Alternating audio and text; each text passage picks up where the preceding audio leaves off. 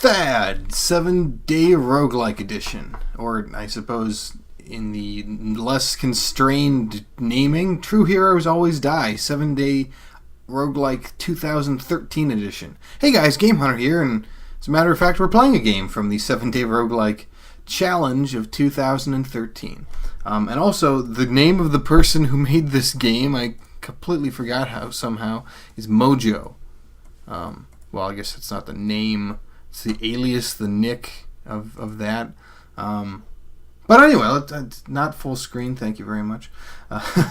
Although this is a very interesting resolution, I'll say that much. Use arrow keys or left click to move. Click enemies or bump them to attack. I hope I can use WASD. Well, see, when I was a lot younger, I used to use arrow keys and mouse to play FPSs. That was before WASD really became the dominant way to play games. And of course, it was also slightly before mouse really kicked in. So, anyway, I'm used to WASD now, just to sum up the story. But I can still use arrow keys. There's a bunch of other buttons around it. Press space to wait one turn. I to toggle inventory. Click the inventory. So I definitely have to keep my hand on the mouse. That's for sure. Enter to pick up items and equip. Equip from the ground. That's direct. And then we can zoom. Okay. Saves on quit, range weapon. Oh, these are all missing features. Oh, okay. We should probably just not even read them though. Oh, also, darn it. Man, I want to read that. Hold on. Let's just bring up another one and start this. Okay, you have seen this before, and I haven't actually read exposition in a while, I don't think. But anyway, you've seen this before. Those bodies of men scattered on the dusty ground, cut-offs from claws and teeth, guts half-eaten. One of the old structures is likely to be buried somewhere in the near woods, as they always build their homes near these damn places. A lonely warrior had come here a couple weeks before your arrival. They don't like outsiders here, but he had money and a strong aura of power and terror about him. He asked around as if he was searching for the old knowledge. The villagers showed him to the ruins from the old age, but they laughed at him, since everything had been plundered decades ago. Once he left, they forgot about him. Life these days is hard enough, and they can not afford to worry about such stuff. He attacked quickly, weeks after his arrival, and with an army of minions. Women and children were snatched, men slain. The youngest are to be used as a sacrifice, the rest as fresh meat for the awoken ones. You were lucky. The corpses are still warm. They must have attacked this night. Judging from the scale of the massacre, a nice bounty must have been put on the head of this wander. Wanted dead, never alive. No one sane would want to deal with such a scam. Scam? Maybe scum. I don't know. You take a deep breath and start walking. So I guess... I wonder where I was then when... Right. So anyway, yeah. I kind of wanted to mention this as soon as we started, but then I realized the whole talking thing. So here we are playing this game, and just already look at this. And it's even doing a kind of a glowy's going on. So we have buttons. M I assume is melee, and okay, no WASD. So, but I guess we could technically click, and it brings us to places. Will the game stop moving as soon as something comes into sight, though? That is the important thing, because otherwise, you really do want to move one step at a time. Even though there is a tiny, if you notice, I think there's a very short but noticeable delay on movement here. So that's something to get. Oh, yeah, and they don't. Okay, they don't. That could be a problem. And now we'll attack you. Oh, did I have to turn proper? No. Well, maybe I did. Oh, I just keep missing. That's the problem. Dagnab. Dagnabbers. Okay, so we got 6 damage and 9 damage. I'm really close to dying already. But I didn't die. In fact, I am the closest to not dying that I've ever been in this game. We can actually kind of see the enemies. So I can try to keep away from them. Sort of. I should also perhaps check the corpses for, I don't know, stuff. They do just seem like bones, bags of bones, but there might be something useful in them, and that's a blockade. That's not something of actual use. However, that's stairs. Man. I mean, the fact that I'm already almost dead isn't a good sign. I don't know if the game is just really hard or what. Ooh, is this items? No. This is broken panels. Again, the tiles. Really cool. Really basic, really cool. I mean, this is... And no offense to the developer, of course, but I believe this is the kind of thing that you could potentially learn to kind of create given some time. And not have genius talent, but I'm not exactly a tiles artist myself, so yeah, and I'm already dead. So there we go, and I guess you just start right back up. That is nice. I didn't even have to press R to restart. Just game starts up again, right from the get-go. However, I haven't found any items. And these raiders aren't very smart. I'm hoping I can find items. The game didn't say missing features included items, did they? Huh. Well, anyway, I'll just go downstairs again. I figure if there's going to be items, they'll probably show up deeper rather than earlier. One game in particular from this competition showed me that. So, yes, don't judge a book by the first... Excuse me, don't judge a game by its first level. Or by its opening cutscene, depending on the game. Okay, so actually Raiders are far more fightable than the actual cultists. Okay. That's good to know. Either that or I was just super unlucky with that one particular cultist. Oh, and you can kind of stop yourself midway. Well, that's interesting. Although, I guess, well, one thing I can say, for instance, the run button in most roguelikes, that I think even, well, I don't know if the original roguelike had it. Well, maybe I do because I played it, but the run command stops you if you enter kind of, once an enemy kind of sees you. Uh-oh. Oh, this guy's kind of bad. Well, that was doable, I guess. That was kind of doable. Is that an item? That is an item. It's actually stuff here. Crazy beans. We found our first inventory item. But yes, anyway, run command stuff. That usually means that when you encounter something, you should not have to continue moving. Instead, the game stops you. And I mean, that's something that should be toggleable, ultimately. Because some people like it and some people don't. Oh, switchblade versus tire iron. Is this also a tire iron? Yes, it is. Tire iron. Is that...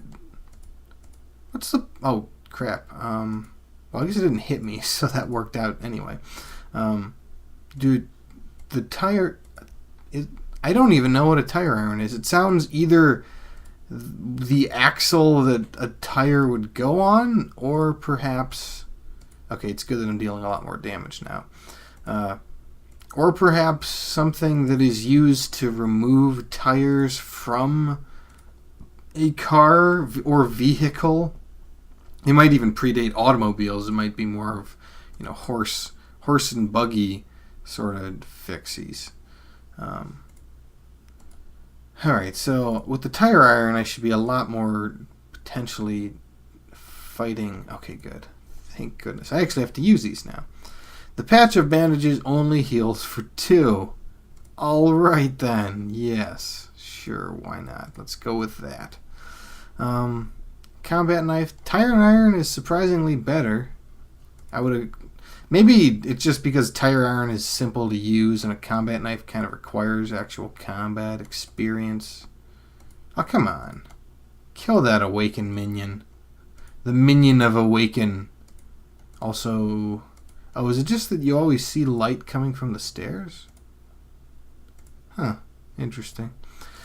But overall, well, I mean, the fact that I'm using just clicks is really enough for this game. Although it would be nice if the game kind of stopped you once you got into At least once an enemy showed up. Maybe if it didn't at that point, that would be okay, because you know what you're getting into at that point, sort of deal.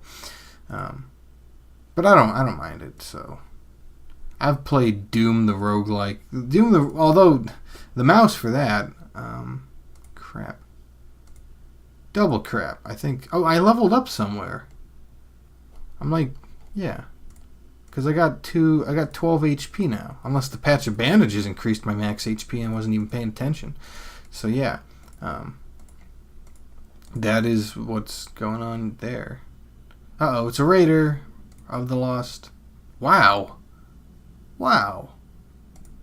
Oh, it was only 2 damage. I thought it was more like 4. I guess I forgot what the cultist actually did there with his damage. So rightio, onward and overward. So, but overall, this appears to be the game. And right now, I mean, we could put it kind of in the tech demo sort of deal.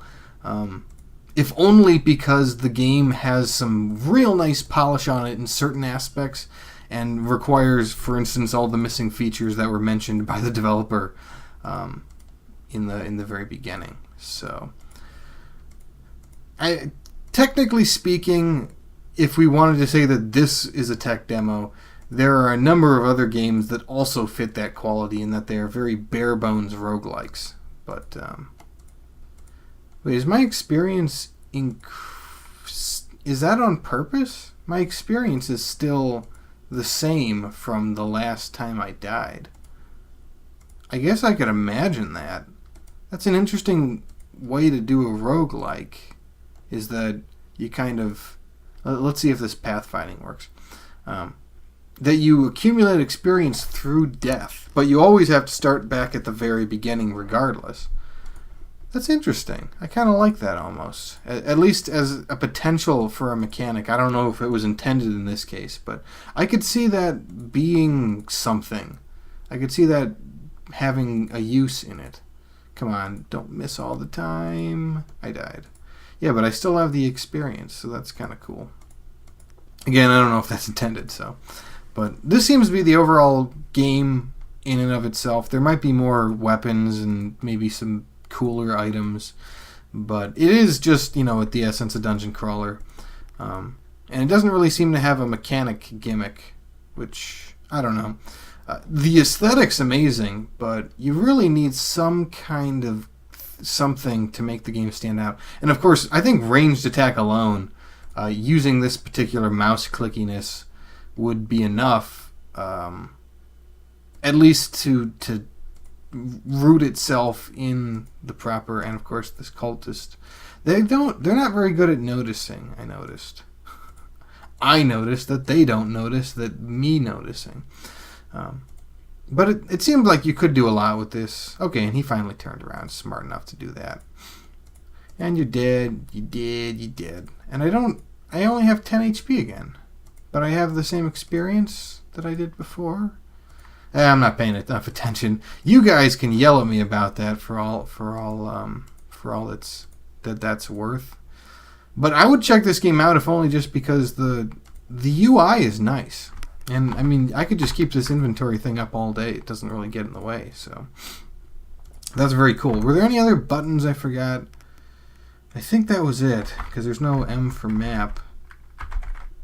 What did I just do? W? E? R. What's this doing? Oh, that's cool. Apparently R button is like debug for descending. So we can check out the awesome of this game, I guess. Ooh, whoa, look at that. Okay, cool, very cool. So we picked this up, this twisted big hammer, this big twisted sister, spawn minions annihilating me, and all that. But then we just got to go down and just super descend. That's a lot of enemies. It's a lot of enemies. And they just love to charge at me. But I guess that's one way to gain experience. Oh, you get HP for just going down in the first place. Let's see how far we can get before we crash the game, huh? Oh yes. That's a lot of enemies. Yeah, after a while, I guess it just becomes kind of ridiculous. Oh, and the hatchet isn't even very good. Lame. All right, well, whatever. So that's the game in a nutshell, I guess. And that's just what we get to show with it, I suppose. Because as we see now, descending much later, at most there's some maybe different enemy types, but there don't seem to be superness about them other than scaling higher and farther and longer and faster and better and stronger and more pungent and more pucil. Man, I'm just reaching for words here, but I'm going to die soon. Except I didn't die. Goodness, why didn't I die? They didn't attack me, that's why. These raiders aren't actually trying to kill me. What's up with that? Getting lots of agilities and stuffs. I don't know. So that's the game, I suppose, and that's how we should leave it. So I like it. I think, well, at least with the aesthetics, I like it. Other than that, it's pretty standard dungeon crawler bit without really significant amounts of items. So the combat ends up becoming somewhat dull. I imagine by the time you hit level 42, assuming you could survive it, it would be rather dull at this point. But that's why it's a 7-day roguelike and not a 7-year roguelike, right? Hey, anyway, this has been Game Hunter playing True Heroes Always Die, right? True Heroes Always Die, the 7-day roguelike edition. Join me next time when we take a look at another game from the 7-day roguelike challenge of 2013. Until then, keep playing those roguelikes, guys, and take care.